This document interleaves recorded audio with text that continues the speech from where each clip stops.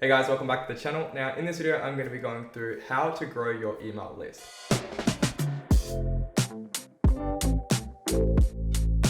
Now, email marketing is awesome. It generates a ton of revenue, it's super profitable, and it's really cheap to run. But it's pretty much entirely useless if you don't have any subscribers to actually send your emails to. And I'll be going through the best ways that are tried and tested by me personally of how you can grow your email list. So let's get into it. Okay, so here is my exact blueprint of how to grow your email list. Okay, so before we begin, let's go into why email lists are even important. Why should you focus on growing your email list? Now, an email list allows you to reach and connect to your target audience in a personalized way that can't be matched with any other marketing channel out there. It's literally owned by your brand. So suppose your email marketing platform goes under, or if you don't like it anymore, you can literally just download your list and you can import it into another platform and continue business as usual.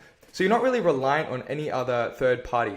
It's basically something that you own and you can use it however you like. Now, in terms of the actual users, Facebook has nearly 2 billion daily users. TikTok has nearly 1 billion daily users, but that's still nothing compared to email marketing. There are over 3.8 billion active accounts for email, and over 300 billion emails are being sent and received every single day. So email marketing is super effective. Your customers are definitely there. Now, email marketing sees an average return on investment of 43x. So that's 4,300%. And that absolutely blows out the returns that you can get from any other marketing platform.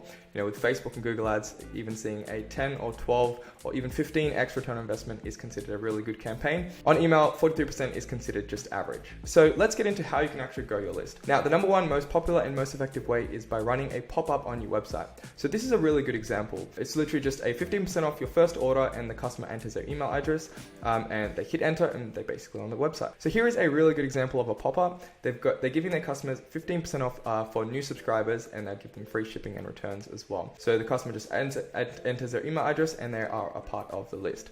So this is what we're looking for when we're building a welcome pop-up. So here is a bit more information on the welcome pop-up. A strong pop-up can boost your email subscription rate by over 300%. Website pop-ups generate over 74% of conversions on mobile than on desktop. And studies show that when you add an image, it gets you much higher conversion than if you didn't have an image. So having images just like this gets you the best opt-in rates. Now, there are three main elements that you want to consider when you're building out your pop-up. And the first one is your copy. So here are the elements that you want to consider when building a pop-up. Now, the first one is your copy. Now, my recommendation is keep your copy as simple as possible and give the customers some sort of incentive for joining your list. So that gets the highest opt-in rates. So for example, you could give them 15% off and make that 15% off the largest text and make that in bold so the customer can see that very clearly. All other text is mostly irrelevant, so keep it as simple as possible. Now, the second thing to consider is friction. Now, what I see a lot of brands before we start working with them, they usually have pop-ups running and they're asking for so much information from their subscribers. They're asking for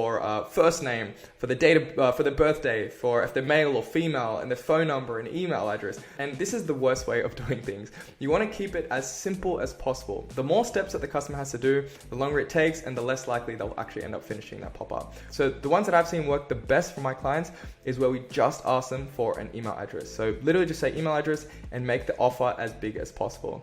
So keep it simple, and you can always ask them for more information later on. You really just want them to cross that line. Now, timing for pop-ups is also really important. So this is the third element.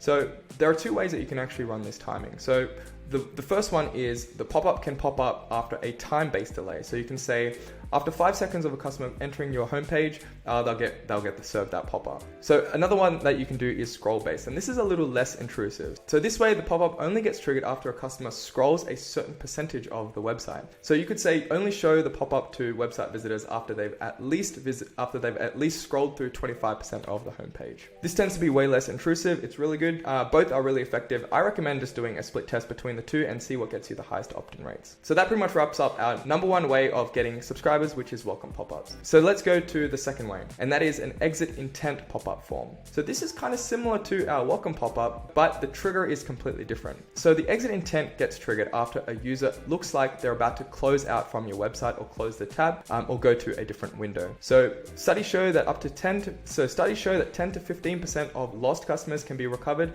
by using an exit intent pop-up. So use creative copy like just before you go, or if you're leaving so soon, and this really captures your audience's attention. So this is an example from a brand called Hannah Australia. This really stood out to me, and the thing that I love most about this is the copy. It's so compelling. So it obviously addresses the fact that we know that they're leaving, and it's followed up really quickly with a $10 discount code, and they basically enter their information and they're a part of the list. So even if they don't make a purchase on that first visit, at least we've been able to capture the email address and we can nurture them until they end up making that purchase. Now we get to our third strategy of growing your email list, and that is footer opt-ins and embedded sign-up forms. So this is the most subtle way, and it's really the most traditional way of growing your email list. It generally has the lowest, it will have a lower conversion rate than traditional pop-ups, but it's way less intrusive, and overall it can also